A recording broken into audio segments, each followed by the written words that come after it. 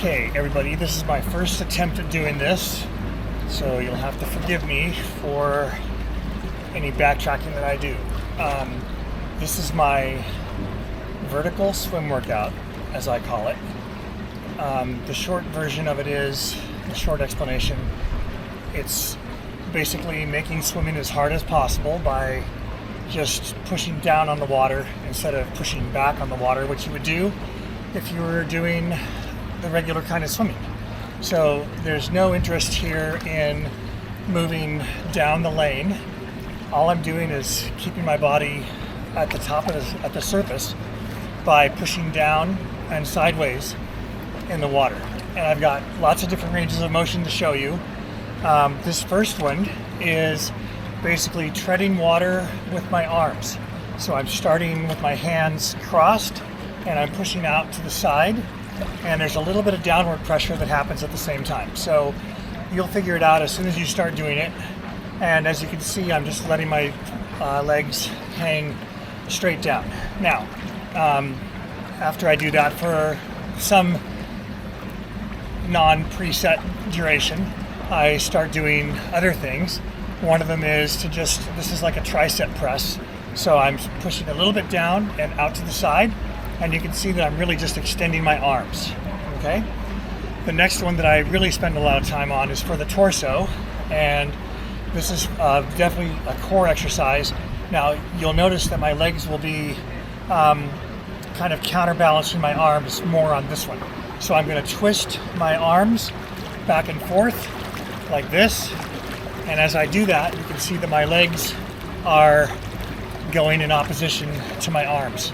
And I'm gonna basically push a little bit down and a little bit back. And again, I don't have to move forward or backward in my position in the water. All right. Now, I do an abdominal exercise that is essentially like almost like a knee raise, and I'm bringing my knees up to my chest like this, as you can see. And for this one, my hands will basically be pushing in the opposite direction to the direction my legs are going. All right, so that's my key abdominal knee raise exercise. I do one that I call the disco. So I'm just using my hands in a kind of in a over the top motion with each other, and I will go right hand over the left hand like this. Both hands are pushing down quite a bit, and then I will reverse that and go left hand over the right hand. I guess realistically I'm going one hand over the other over and over in both of those motions.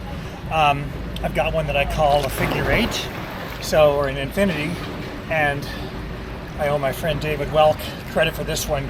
So I'm basically, my hands are going like this. They're making almost like an infinity sign, and I'm going like this, and I'm pushing. I can feel more of a push with my elbows on this one, but my hands are very definitely pushing down. You can feel it in your forearms as far as the pressure on the water as well. Let's see, what else do I do?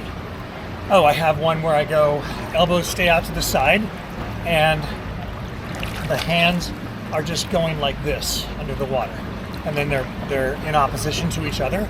So they are going from, sort of the pressure is going outside to in. And then the other version would be from inside to out.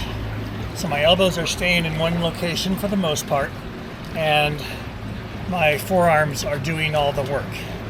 I've got a really good one here next for you for the deltoid. So this is your deltoid, and for this one you're going to create pressure on the top of your arms by bringing your arm from behind you and pushing with this surface, pushing up against your body like this, or against the water.